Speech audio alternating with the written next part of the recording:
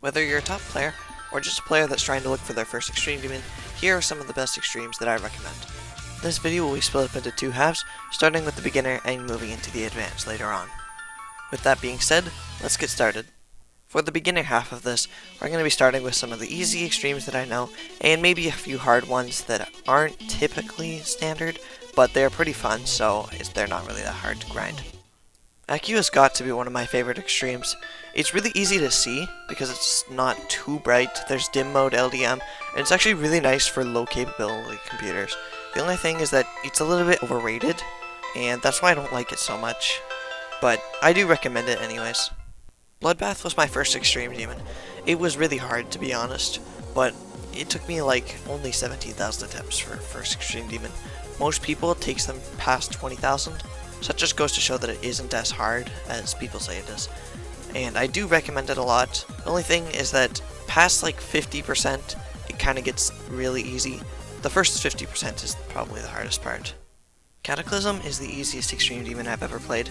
It took me about 4,500 attempts to beat it, and I was a pretty skilled player when I beat it, but still, it's pretty impressive for an Extreme Demon, so I highly recommend it.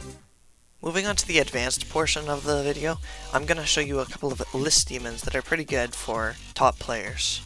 Real quick before the rest of the video plays out, I just want to give a quick epilepsy warning.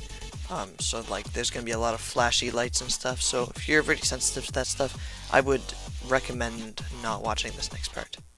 Nelva's probably one of my favorite Extreme Demons, just like Accu. I'll show my favorite Extreme Demon later in the video, but it's got some of the best gameplay of all time. It may be really hard, and it's number 126 on the list, but I still think it's my favorite Extreme Demon, and I would highly recommend playing it if you're good enough. Shardscapes is pretty interesting.